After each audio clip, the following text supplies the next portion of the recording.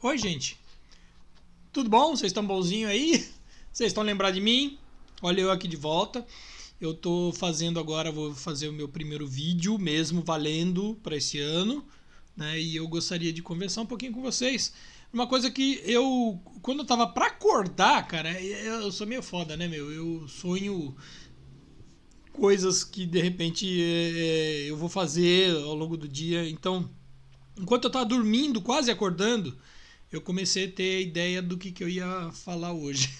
Aí eu pensei, não, eu tenho que fazer então um vídeo, porque eu tive uma ideia interessante. Que lógico que não é uma ideia que brota na cabeça assim, né? Várias vezes eu já pensei a respeito disso, já vi algumas coisas sobre por aí, né? Então eu gostaria de repente tratar aqui, né? Que é uma coisa que muitas vezes as pessoas perguntam, as pessoas se perguntam, as pessoas perguntam uma para as outras, procuram perguntar para outras pessoas que de repente sejam mais entendidas em algum assunto, né? Que a pergunta é a seguinte: vai haver guerra? E aí a gente precisa entender muitas coisas para você responder isso. Acho que a primeira coisa é que guerra é uma constante na humanidade. A humanidade ela não é assim historicamente boazinha. Isso não significa dizer que a natureza humana seja má. Porque tem muita gente que parte do princípio que a natureza humana é má. Mas você partir disso como uma generalização porque existiram povos se confrontando é uma interpretação que eu acho um pouco tendenciosa. Eu acho um pouco tendenciosa porque você não consegue ter registros históricos de inúmeras populações que não tiveram em conflito. Mas o conflito ele existe há muito, muito tempo, sim. A gente precisa entender que, assim, da origem dos povos, do ser humano, né, ele começou sendo baseado em comunidades nômades, as comunidades que elas eram coletores e caçadores. Basicamente, eles precisavam ter uma quantidade suficientemente grande de terras para eles poderem colher frutos, para eles poderem se alimentar, né? Ou então caçar animais. Então, por exemplo, uma comunidade nômade ela necessita de uma área consideravelmente grande para a sua subsistência. E é preciso entender que se você pegar topografia, né, geográfica e as condições naturais de grande parte do território do planeta, não são todos os lugares que você consegue ter uma grande extensão de terra e que tenha uma oferta abundante de alimentação. Alguns pontos sim, outros pontos não. E geralmente eles eram nômades justamente porque quando eles se instalavam em um local e esse local eles conseguiam tirar o seu sustento, sua alimentação, havia a possibilidade de essa área se exaurir com o tempo, não apresentar mais condições de você se alimentar direito. Então você precisava que aquela tribo toda saísse daquele lugar e fosse para outro lugar. Nos locais onde você tinha, de repente, uma oferta, uma natureza que fosse exuberante, você já não tinha mais essa possibilidade do nomadismo. É o fato que foi encontrado com as tribos no Brasil. Né? A maior parte das tribos elas não são nômades, elas são estabelecidas em comunidades, em locais, em territórios, e que você consegue ter uma oferta tão rica de recursos naturais que você não precisa sair de lá porque você não exaure. Mas para isso você precisa ter uma cultura dessa comunidade de respeito para a natureza, para você também não exaurir. Né? E é isso que é muito importante da gente entender que assim, uma comunidade que consegue isso não é uma comunidade primitiva, é uma comunidade extremamente avançada, porque é uma comunidade que consegue compreender todo o mecanismo da natureza e estar em harmonia com todo esse mecanismo, de maneira a ele não ser um predador, sabe, como o ser humano atual, civilizado, que mora em cidade, que ele só sabe destruir tudo, que ele consome tudo até não ter mais nada. Então, na verdade, se a gente parar para pensar, a nossa civilização urbana, ela não é desenvolvida, porque a gente não consegue, a gente nunca fecha a conta de consumo, de ocupação de espaço, enfim, a gente está sempre com uma defasagem e sem conseguir estabelecer alguma relação de equilíbrio, né? Então aí a gente precisa entender que essa necessidade de você ter territórios grandes e de você exaurir o território fez com que alguns povos precisassem mudar os seus hábitos para não ser apenas coletores e caçadores. E aí foram surgindo comunidades de plantadores e de criadores de animais, que são os sedentários. A civilização começou a se transformar em civilização basicamente quando ela se tornou sedentária. Algumas tribos que ainda eram coletores e caçadoras, como as tribos indígenas da América do Sul, por exemplo, elas se tornaram sedentárias simplesmente porque elas se adaptaram, elas evoluíram ao ponto de se adaptar à realidade da natureza e não exauri-la. Já se você pegar toda aquela região da Ásia, do norte da África, acho que principalmente Ásia e Europa, você tem comunidades que elas não conseguiram ter esse grau de evolução, elas não evoluíram para esse ponto. E aí elas precisaram desenvolver alguma forma de subsistência, que daí foi você criando animais, né? Porque daí você não precisaria sair por aí que nem louco, ficar dias e dias no meio da mata para tentar caçar alguma coisa. Você conseguiria domesticar os animais, né?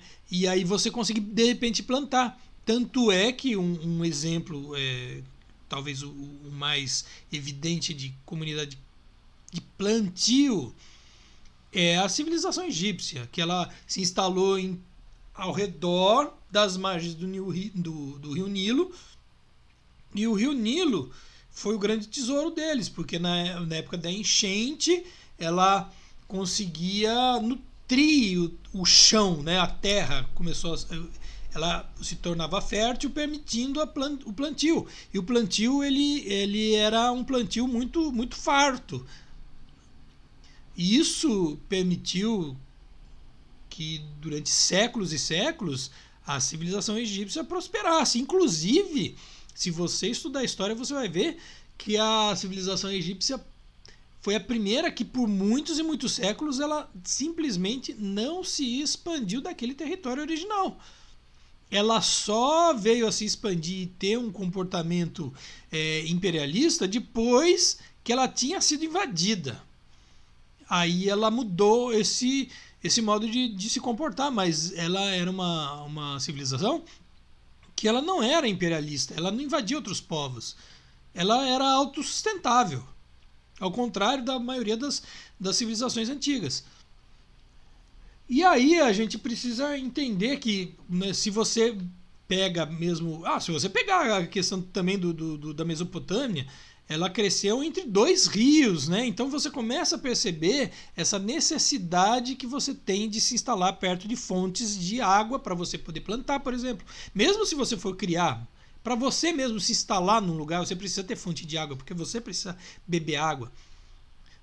E aí você começa a ter as disputas pelos espaços, os espaços que eram mais favoráveis para que você possa viver, né? Então, assim, regiões desérticas elas já não são tão interessantes. Ou você precisa ter uma região muito grande de deserto para que ela possa te atender. E sempre lembrando que os povos que vivem nos desertos, eles são nômades. Até hoje tem isso. Se você pegar a Mongólia, por exemplo, a Mongólia ela tem uma população nômade até hoje. Você pega as populações mesmo da região do Saara, elas historicamente elas sempre foram nômades, né? Então assim, você tem ainda esse nomadismo, só que hoje em dia já é um pouco menor, só que aquela velha história.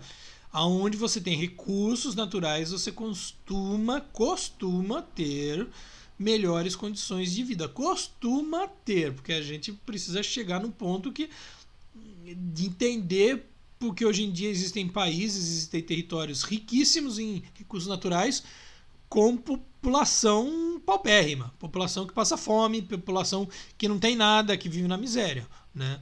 E isso é fruto de uma outra coisa que é o imperialismo, o colonialismo, né? Que isso tem a ver com uma evolução histórica que na verdade pode responder o que a gente está vivendo hoje. Porque o que acontece assim, se você pegar depois do final do grande Império Romano, daí teve a Idade Média. A Idade Média não eram territórios grandes, eram todos os feudos e tal, foram muitos séculos daquilo ali. Isso se a gente pegar a história ocidental, né, a história da Europa, né? Então o que acontece? Mesmo assim, se você pegar todos os países europeus e tal, você vê que sempre houve um quebra-pau generalizado. A lógica expansionista de conquista de território, de conquista de recursos naturais, de enriquecimento, assim, é baseado em você não ter recurso suficiente para você. E aí você precisa daquilo do outro. E para você ocupar o espaço do outro, você precisa destruir o outro, né?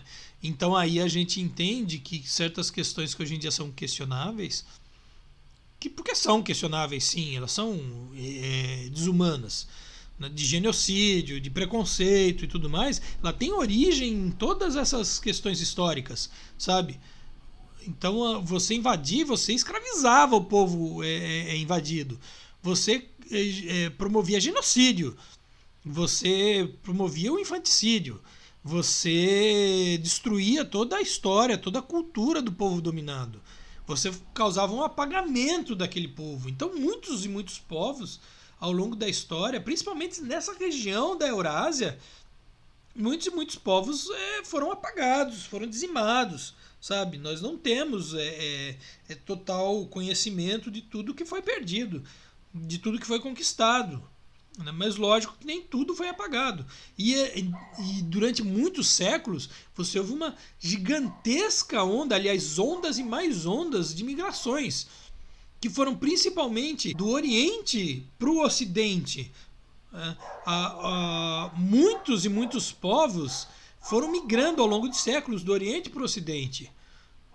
Sabe, originalmente, muitos das populações que hoje em dia se encontram na Europa Ocidental, não é que elas eram da Europa Oriental, elas eram mais ainda do Oriente, eram da Ásia mesmo. Você teve muitas dessas ondas, e essas ondas causaram desgraças humanitárias absurdas ao longo da história.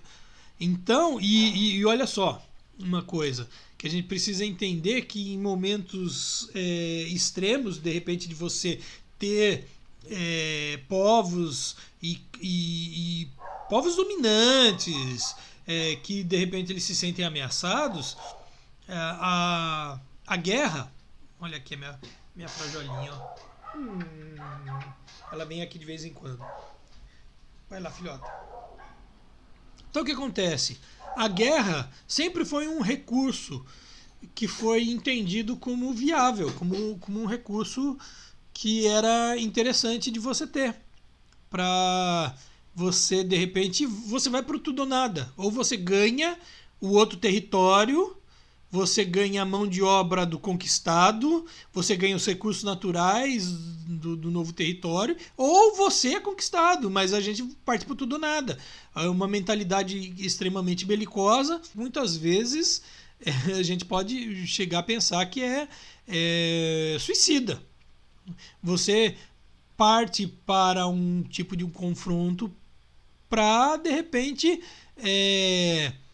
correr o risco de você ser o perdedor. E a gente teve mais do que tempo, aliás, a gente teve tempo mais do que suficiente para a gente refletir se esse é um modelo que vale a pena da gente ter, entendeu? E a gente, pelo jeito, não aprendeu muito, né? Mas não é que não aprendeu muito, é que a questão é que desde o final da Idade Média, quando você tem a Idade Média terminando e começando a Idade Moderna, que isso é antigo para caramba, são alguns séculos. Você teve ali o início das navegações, né? Então você vai acabando com o feudalismo, ao mesmo tempo várias coisas vão acontecendo. E aí você tem primeiro, como sistema, você tem o mercantilismo. E o mercantilismo era aquele sistema fruto das navegações que as nações europeias elas foram se expandindo o seu território, o seu domínio para além do continente europeu para tomar os recursos naturais dos locais dominados. É simplesmente isso. Né? Nessa veio o Brasil, nessa veio a América Latina inteira e tudo mais. Enfim, os países do resto do mundo, todos eles foram colônias de nações europeias. E foram extremamente exploradas e seus povos originários sofreram grande exploração, genocídio, apagamento de cultura e tudo mais. Sabe? Tudo aquilo que hoje em dia a gente entende que é inaceitável, era aceitável. Sempre foi aceitável. Mas não quer dizer que isso é desculpa para a gente dizer que isso daí é legal, tá normal, não tem problema. Eu acho que isso é muito importante que a gente tenha consciência desse tipo de coisa. Então o que acontece? A gente tem sempre uma questão de que a guerra é um recurso no começo, povos que estavam com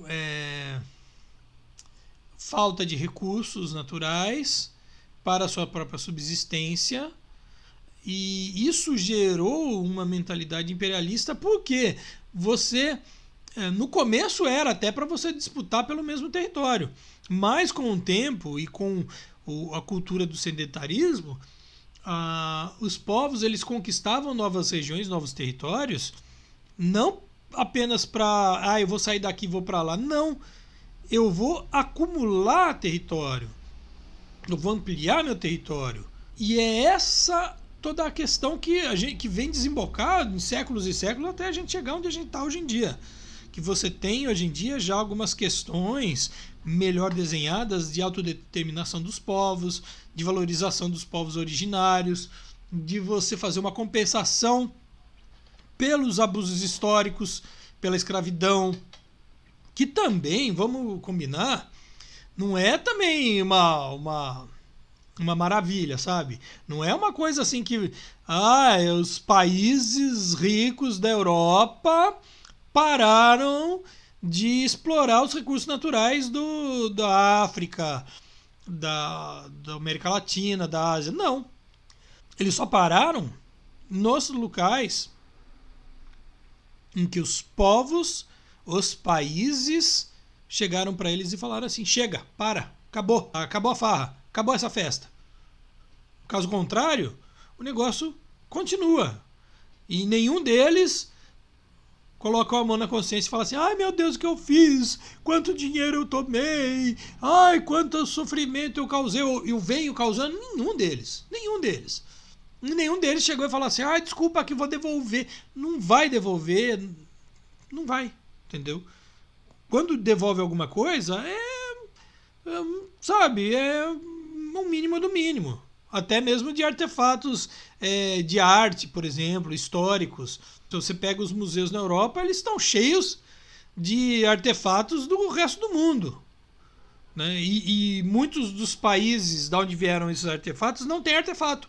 E vieram que jeito? Você acha que de repente o Egito foi lá e doou? Olha aqui, ó, pega aqui esse tesouro aqui do faraó, essa múmia, esse sarcófago.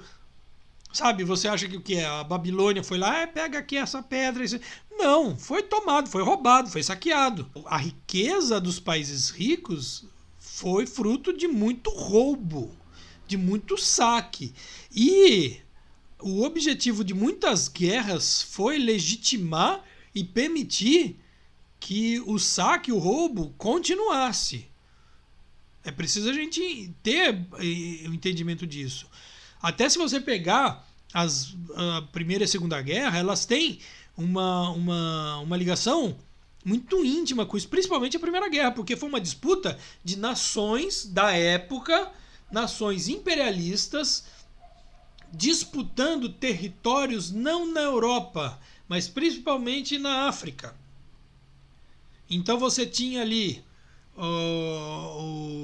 o Império lá o turco otomano, você tinha o Império Austro-Húngaro, que são dois impérios que depois da Primeira Guerra Mundial não existiram mais. Foram aqueles que perderam, foram os que saíram perdendo mesmo. Os que efetivamente rodaram ali bonito, entendeu? Mas você tem a Inglaterra, que desde muito tempo sempre foi imperialista, né? Você tem a França, você tem, enfim, sabe? E outros novos povos ali querendo ser imperialistas, como a Itália, que ela não existia como Estado até então, até mesmo a Alemanha, né? E foi isso que aconteceu, na verdade. Né? E aí você vê, de repente, uma nova nação do continente americano entrando nesse jogo, que eram os Estados Unidos. Que os Estados Unidos, ele, desde o seu estabelecimento, foi, como que eu vou dizer para vocês? Ele foi estabelecendo uma política imperialista com algumas mudanças, com alguma tentativa de não replicar os mesmos erros das nações imperialistas da Europa, para tentar fazer parte desse clubinho, né, dos países imperialistas, sabendo que ele não seria aceito. E aí, ao longo dessas duas guerras mundiais, foram os momentos em que ele conseguiu dar a virada. Dar a virada, não simplesmente porque ele venceu a Segunda Guerra Mundial. Não foram só os Estados Unidos que venceram a Segunda Guerra Mundial. Foram outros países, mas foi o que mais se beneficiou.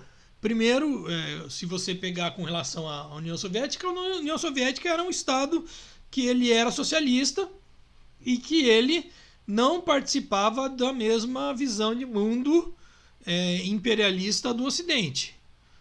Ele tinha uma outra questão de influência, que é de uma outra forma, de uma outra natureza, e que não adianta você falar que é a mesma coisa, que não é a mesma coisa. Mas eu não acredito, eu não entendo. Não interessa que você não entende o que você não acredita. Mas é diferente. A partir daí houve uma disputa que tem muito a ver com o modelo, sim, né? Modelo de economia, modelo de modo de produção, né? Mas é uma outra coisa. Quando você teve o final da Segunda Guerra Mundial, a gente precisa entender o seguinte: o que fez com que os Estados Unidos tomassem a frente de todos os países do Ocidente, os países capitalistas do Ocidente, foi, primeiro, é o país que está mais distante da União Soviética, então ele não precisou tomar tantas precauções com medo de ter ali uma influência que convencesse a população trabalhadora a promover uma revolução socialista. Entendeu? Já é a primeira coisa. Segunda coisa, o território dos Estados Unidos não foi destruído pelas duas guerras. Tanto é que os Estados Unidos foi o país que mais enriqueceu com a reconstrução da Europa, tanto no final da Primeira Guerra quanto no final da Segunda Guerra. Porque o que eles venderam de coisa, o que eles ganharam de dinheiro com a reconstrução da Europa duas vezes, não está no mapa, sabe? Não está no gibi o negócio. E aí você tem também a criação da bomba atômica, porque por um certo tempo, um bom tempo, os Estados Unidos ele tinha o monopólio do conhecimento da bomba atômica. E isso fez com que aumentasse o peso dele para chantagear. O negócio é o seguinte, ó, a política mundial tem que ser desse jeito. Ah, você não quer? Você sabe que a gente tem uma arminha aqui, meu, que da última vez que fez, que a gente jogou duas, né? Dessa arminha, essa bombinha, foi mais de 200 mil mortos aí. Facinho, assim, só com duas explodindo. E ninguém queria bater de frente com os caras, né? Tanto é que até hoje, no mundo, as nações que detêm a bomba atômica são as nações que ninguém peita, que ninguém diz não. Simples assim. Então aí a gente vê o seguinte, que depois da Segunda Guerra Mundial, você teve um esforço para mudar todo esse modelo imperialista e foi, sim, liderado pelos Estados Unidos e foi um modelo em que a Europa e os países da Europa eles pararam de disputar terreno, território e recursos entre si. E eles passaram a se aliar entre eles. Porque até então você via as guerras acontecendo em território europeu, entre países da Europa, entre si, dentro da Europa e fora da Europa.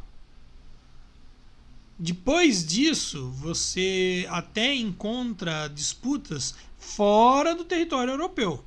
Mas na Europa não. Você não teve mais guerra na Europa.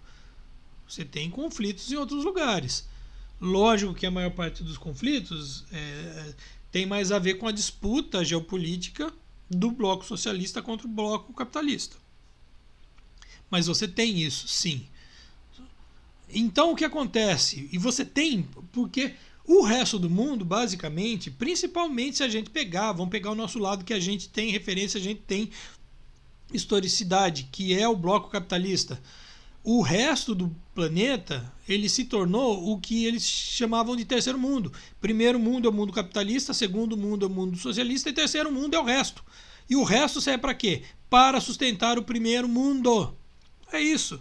Brasil era terceiro mundo, América Latina era terceiro mundo, Ásia era terceiro mundo, entendeu? África era terceiro mundo, países pobres, países com populações pobres e que davam os seus recursos o máximo possível para eles.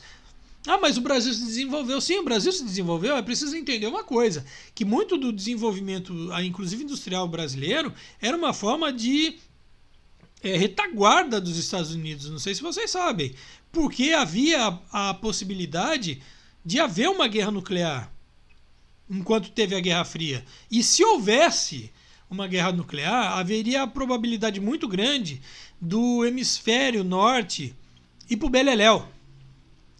Mas o hemisfério norte indo para o beleléu, muita da população e dos estados do norte não deixariam de existir.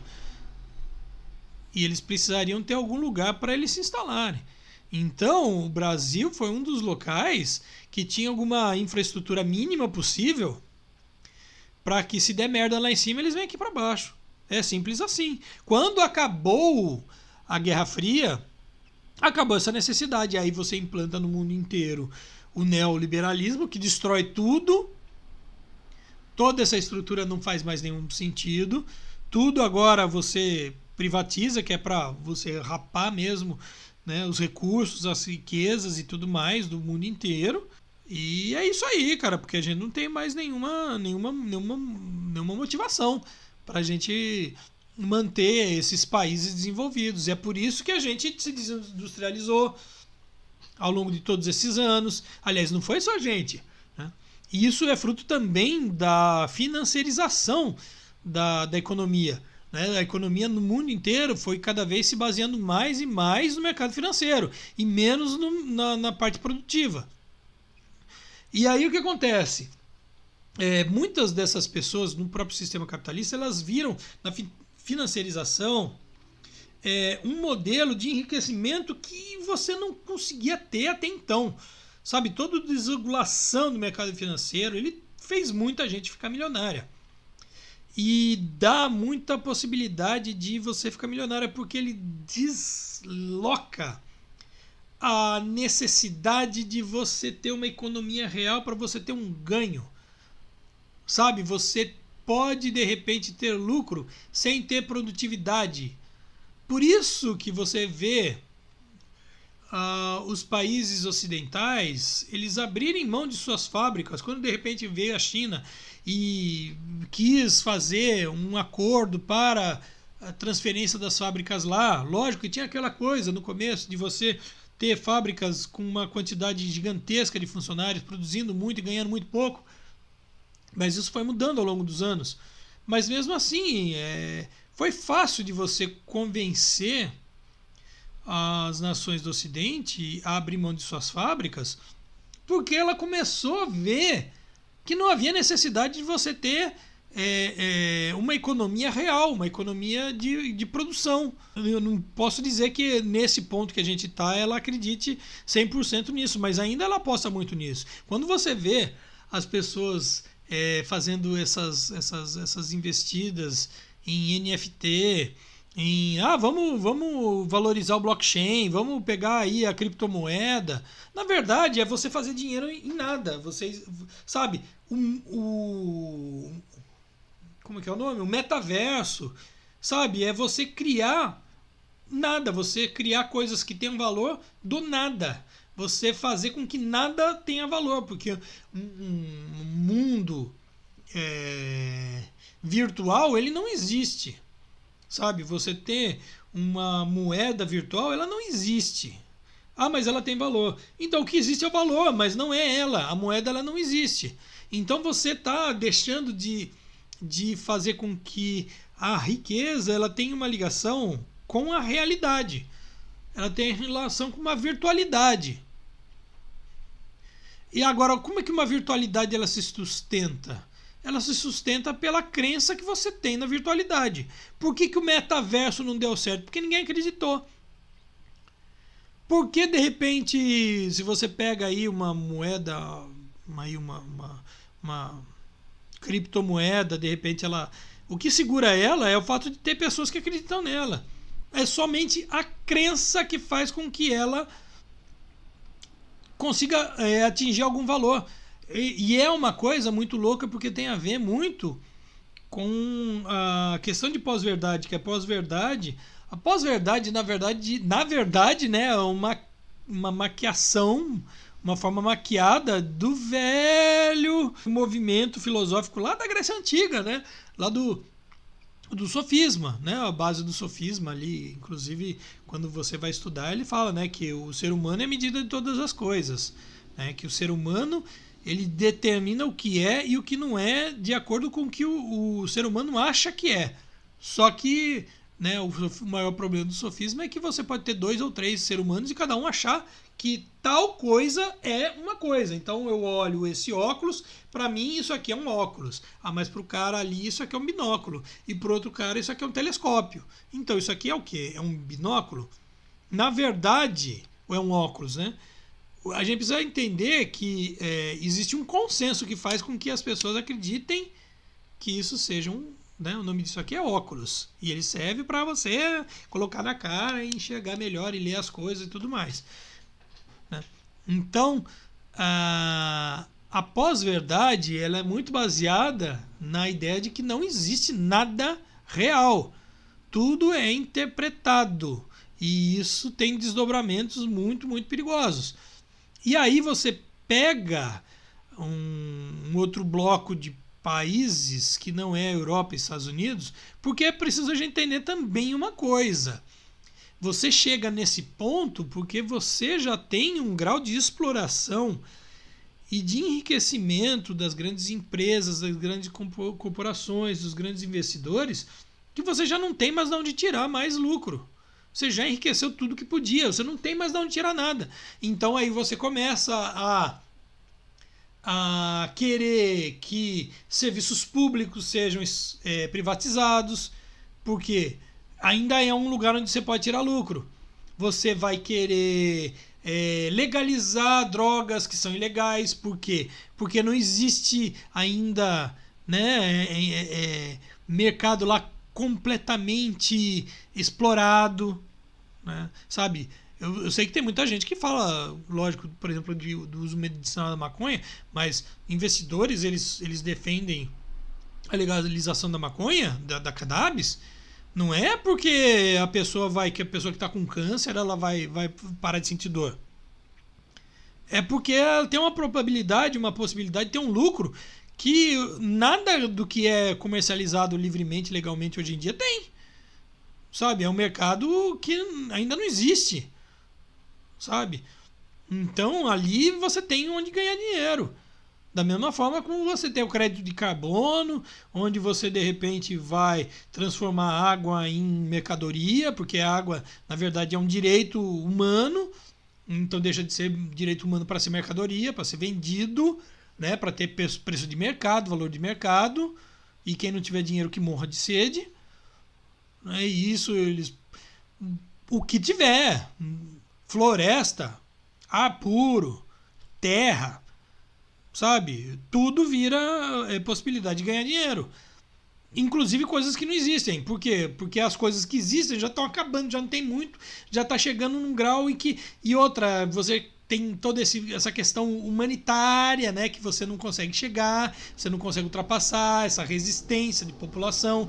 E aí você. Porra, qual que é a sua possibilidade de você ganhar dinheiro? No virtual. Você tem um mundo virtual, você tem um metaverso. Né? O metaverso, você comprar um terreno no metaverso, é a versão digital do terreno no céu. Né? Que o religioso lá vende o terreno no céu. Para quando você morrer, você vai estar com o seu lugarzinho garantido. Porque, porra, se tem um lugar que é virtual, que não existe, aí você vai vender um terreno lá para você montar uma loja lá, uma loja, sabe? Só que aí é o seguinte, né? Se colar, colou, mas não colou. Esse que é o problema. O problema é que não colou. Então não consegue virar dinheiro, não consegue girar riqueza. E aí você tem no contraponto, principalmente economicamente falando, a China, que é o país que foi trazendo para o seu território as indústrias que, né, a nova economia não tinha interesse, e aí ela gerou um crescimento econômico e um enriquecimento real, baseado numa produção real, começou a ter acesso à tecnologia dessas indústrias, começou a dominar essa tecnologia, começou a transformar essa tecnologia, a criar uma nova tecnologia, a dominar todo esse ciclo, né, que vai desde a mais simples até a coisa mais bem acabada que existe. E aí você, enquanto isso, o Ocidente tendo sua economia baseada na especulação financeira, somente em essas coisas que a gente conhece. Então o que acontece é que você tem uma economia, e aí a gente vê também o seguinte: a economia russa, ela também passou por um processo muito semelhante. A economia russa, depois que ela deixou de existir a União Soviética, ela teve toda a sua baixa, que foi a época que os capitalistas elas entraram lá e fizeram a festa. Depois que o Putin assumiu, houve uma regulamentação, houve todo um processo, e assim, ela foi se estabelecendo tendo uma indústria nacional. Tanto é que hoje em dia, mesmo que você tendo aí os países da OTAN querendo embargar a Rússia, não gera nenhum efeito real na economia russa. A economia russa não precisa da OTAN para nada. Ela consegue ter um grau muito grande de autonomia. Né? E aí você vê, por exemplo, a economia chinesa, que além de ter autonomia, existem economias ocidentais que dependem da economia chinesa. E aí você tem o quê? Você tem um velho modelo capitalista ocidental que trouxe tanta prosperidade e tanta riqueza para as nações brancas, para o eurocentrismo, está em xeque, está sempre sendo questionado. Você não consegue ter o mesmo grau de crescimento econômico, o mesmo grau de prosperidade, o mesmo grau de, enfim, você não respira essa condição de liberdade real, sabe, de ganho, de enriquecimento da sua própria população. A gente vê a população dos Estados Unidos nos últimos anos empobrecer drasticamente. O país mais rico e poderoso do mundo tem uma população paupérrima. Está acabando a classe média dos Estados Unidos. É o mesmo processo que a gente vê no Brasil, e começou nos Estados Unidos. E você começa a ver também na Europa esse tipo de processo acontecendo. Ainda menos do que nos Estados Unidos, mas você vê. Então, assim, esses países, eles estão acumulando riqueza para os ricos e super ricos, e estão empobrecendo o resto da população. Porque até então, quando você tinha ali, mesmo com as suas empresas enriquecendo e tudo mais, você ainda tinha alguma distribuição de renda. Você ainda tinha algum mecanismo que fazia com que essa riqueza não ficasse indo apenas para os grandes investidores, para as grandes corporações. Você tinha trabalhadores ganhando bons salários, podendo manter um estilo de vida bom, entendeu? E não é só trabalhador direto das grandes empresas, sabe? Isso tinha uma sequência, sabe, indireta, que ainda mantinha uma qualidade de vida, garantia para todos uma certa qualidade de vida que hoje em dia não garante mais. E aí o que acontece? Tudo isso coloca em xeque o modelo do sistema. As pessoas duvidam que o sistema seja bom, que seja eficaz. E aí o que acontece? Quando você tem esse modelo sendo colocado em xeque, você tem a necessidade de algum choque extremo. E o que acontece? Isso já aconteceu há um século atrás, na história do mundo, que foi o crescimento do nazifascismo, das propostas que são ainda capitalistas, mas extremamente conservadoras, reacionárias, que pregam o ódio, o extermínio do outro. Por quê? Porque os recursos estão diminuindo. Você entende? Lembra lá atrás aquele negócio de você ter no seu território, você exaure um recurso.